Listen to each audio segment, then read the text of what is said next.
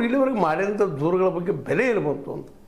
ಯಾರ ಮೇಲೆ ಆರೋಪ ಮಾಡಿದಾರೋ ಅವ್ರ ಬಗ್ಗೆ ಎನ್ಕ್ವೈರಿ ಇಲ್ಲ, ಯಾರು ಆರೋಪ ಮಾಡ್ತಾ ಇದ್ದಾರೆ ಅವ್ರ ಮೇಲೆ ಎನ್ಕ್ವೈರಿ ಆಗ್ಲಿಕ್ಕೆ ಈಗ. ಇದು ಏನು ತೋರಿಸೋದಪ್ಪ ಅಂತಂದ್ರೆ ಧರ್ಮಸ್ಥಳದ ಈ ಒಂದು ಡೆವಲಪ್ಮೆಂಟ್ಗಳು ಇವತ್ತು ಎಲ್ಲರಿಗೂ ಏನು ಇದು ಆಗಬಹುದು ಅನ್ನೋದು ಒಂದಿಷ್ಟು ಸ್ಪಷ್ಟ ಆಗ್ತಿಲ್ಲ.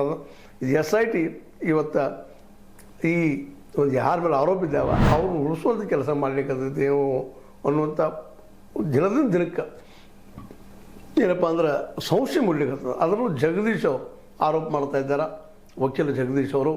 ಇಲ್ಲ ಇವ್ರದಿಂದವರು ಸುಟ್ಟು ಹಾಕಿದ್ದಾರೆ SIT ಅನೇಕ ದಾಖಲೆಗಳನ್ನು ಅಂತ ಹೇಳ್ತಾ ಇದ್ದಾರೆ.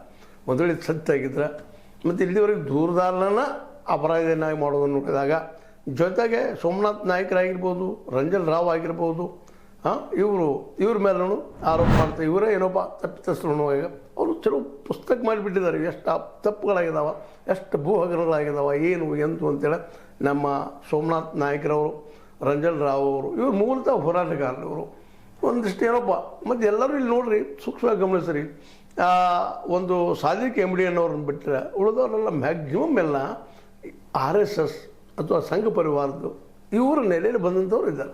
ತಿಮರೋಡಿ ಅವರು ಕಟ್ಟರ್ ಹಿಂದುತ್ವವಾದಿ, ಮಟ್ಟಣ್ಣವರು ಕಟ್ಟರ್ BJP, ಅದರಲ್ಲೂ ಯಡಿಯೂರಪ್ಪನವರು ಕಾಸ ಏನಪ್ಪ ಅಂತ